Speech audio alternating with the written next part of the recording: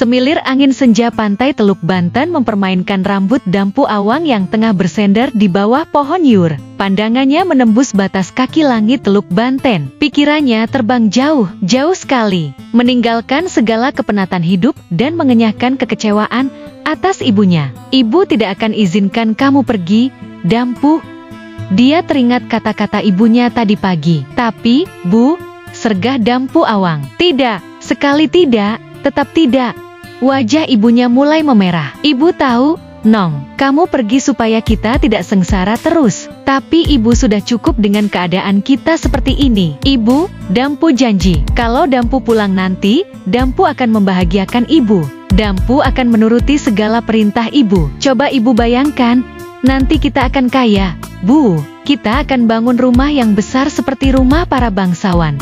Dampu Awang merayu ibunya. Dampu, ibu lelah, ujar ibunya. Ibu sudah bosan mendengar ocehanmu tentang harta kekayaan. Setiap hari kamu selalu saja melamun ingin cepat kaya. Perkataan itu betul-betul menohok tepat di ulu hati Dampu. Kamu tahu, Nong? Ibu melanjutkan ceramahnya. Ibu masih kuat sampai sekarang. Itu karena kamu. Karena masih ada kamu, Dampu. Nanti kalau kamu pergi, siapa yang menemani ibu? Sudahlah, Dampu. Ibu sudah lelah. Selepas salat maghrib, Dampu Awang kembali menemani laut dari beranda rumah. Wajahnya masih menyisakan harapan sekaligus kekecewaan yang teramat sangat mendalam. Kesempatan ini telah lama Dampu nantikan.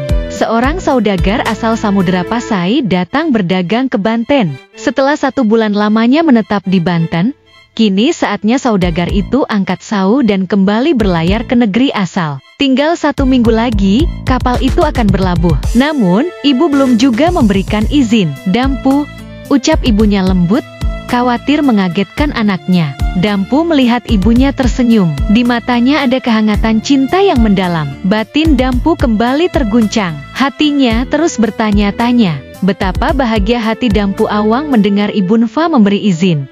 Lah merasakan dadanya menghangat, seolah diselimuti pusaran energi yang dahsyat. Matanya mulai berembun. Dampu Awang pun membentuk sebuah lengkungan manis di bibirnya. Deburan ombak, semilir angin laut, bau asin pantai, dan lambaian orang-orang kampung mengiringi kepergian rombongan saudagar dari pelabuhan. Dampu Awang melihat ibunya meratapi kepergiannya. Sebening embun menggenang di pelupuk mata. Masih terngiang di telinganya petuah-petuah yang diberikan ibunya sesaat sebelum ia pergi. Dampu, ujar ibunya, ibu titip si Ketut. Kamu harus merawat si Ketut baik-baik. Ya, Nong. Si Ketut ini dulunya peliharaan bapakmu. Bapakmu dulu sangat menyayangi si Ketut. Lah sangat mahir sebagai burung pengirim pesan. Kamu harus rutin mengirimi ibu kabar. Jaga baik-baik si Ketut seperti kamu menjaga ibu, ya, Nong.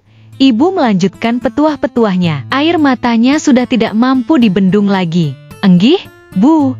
Hanya itu yang mampu Dampu ucapkan saat ibunya memberikan puluhan petuah sebelum Dampu berlayar. Tapi ia berjanji akan mengirimi surat untuk ibunya tercinta setiap awal purnama. Setiap hari, saat bola api langit masih malu-malu menyembulkan jidatnya di permukaan bumi, Dampu Awang bekerja membersihkan seluruh galangan kapal dan merapikan barang-barang di kapal saudagar Teuku Abu Matsyah. Hari berganti, bulan bergulir, tahun bertambah. Dampu Awang kini terkenal sebagai pekerja yang rajin. Tak aneh jika Teuku Abu Matsyah begitu perhatian padanya. Bahkan Siti Nurhasanah, putri Teuku Abu Matsyah, diam-diam menaruh hati padanya. Hingga suatu hari Teuku Abu Matsyah memanggil Dampu Awang, ia menjodohkan anak gadisnya dengan Dampu. Semula Dampu Awang menolak karena merasa tidak enakan, namun akhirnya diterima. Mereka pun menikah dan kini Dampu Awang menjadi saudagar kaya berkat warisan dari mertuanya. Sudah 1 dasawarsa Dampu Awang meninggalkan tanah kelahirannya.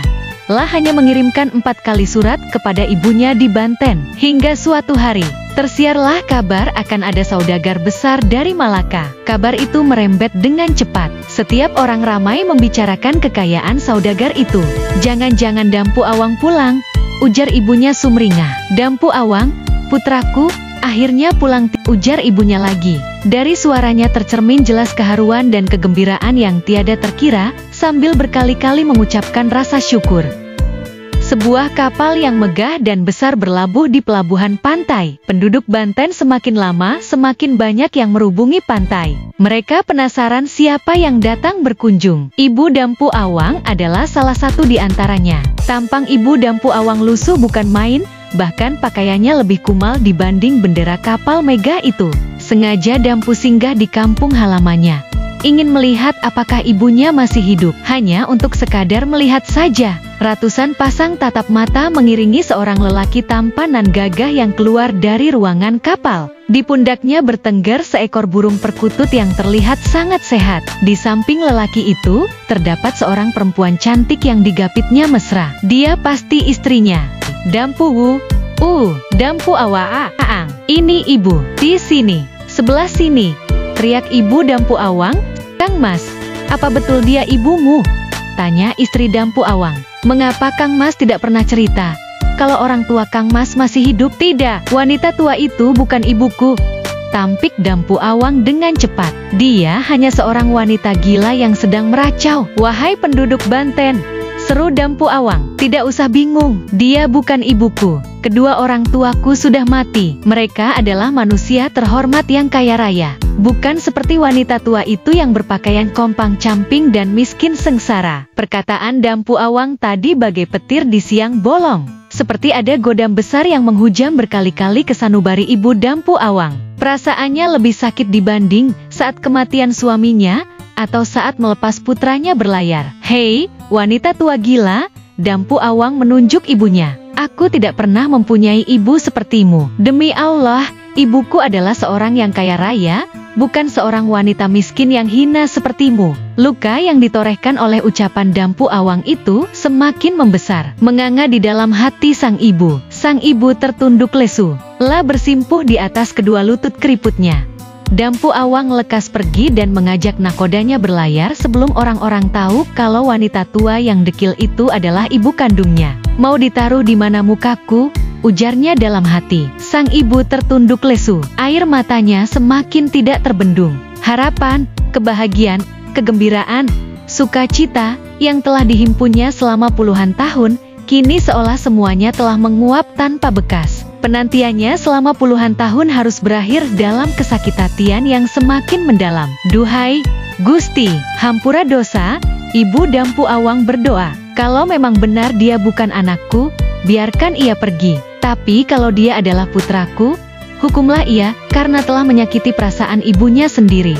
Ibu Dampu Awang kusyuk berdoa. Hikmat, tiba-tiba langit gelap, awan-awan hitam datang tanpa diundang, berkumpul menjadi satu kesatuan, hitam dan besar.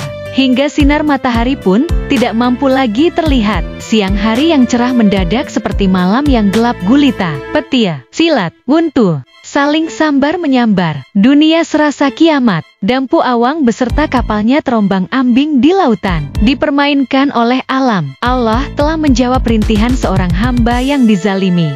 Petir menyambar galangan kapal dan layar. Tiang-tiang kapal tumbang. Tiba-tiba keajaiban terjadi. Si ketut bisa bicara. Akilah, Akilah, Akilah ibumu? Dampu Awang. Tidak, dia bukan ibuku. Dia bukan ibuku. Ibuku telah mati, sergah Dampu Awang. Akilah, Akilah, Akilah ibumu? Dampu Awang.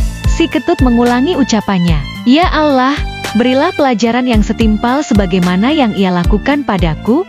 Ibu Dampu Awang kembali berdoa. Angin puyuh besar pun datang. Meliuk-liuk ganas di atas laut, menyedot dan terus berputar. Kapal Dampu Awang ikut tersedot. Kapal Dampu Awang terbang masuk ke dalam pusaran angin puyuh. Berputar-putar, terus berputar dalam pusaran angin puyuh. Lebu, tolong aku, ini anakmu Dampu Awang. Dampu Awang berteriak ketakutan. Sang ibu tetap tidak bergeming. Kapal yang berisi segala macam harta kekayaan itu dipermainkan oleh angin, berputar-putar, dan akhirnya terlempar jauh ke selatan, jatuh terbalik. Menurut penuturan masyarakat, kapal Dampu Awang yang karam berubah menjadi Gunung Pinang. Gunung itu terletak tepat di samping jalur lalu lintas Serang, Cilegon, Kecamatan Kramat Watu, Kabupaten Serang, Provinsi Banten. Hingga kini, setiap orang dengan mudah dapat menyaksikan simbol kedurhakaan anak pada ibunya itu. Nah adik-adik, dari kisah ini kita mendapatkan pesan moral hormati, dan sayangi orang tuamu selagi dia masih hidup. Durhaka terhadap orang tua hanya akan membuat kita tidak bahagia. Sampai jumpa di dongeng Nusantara selanjutnya. Selamat malam dan mimpi indah.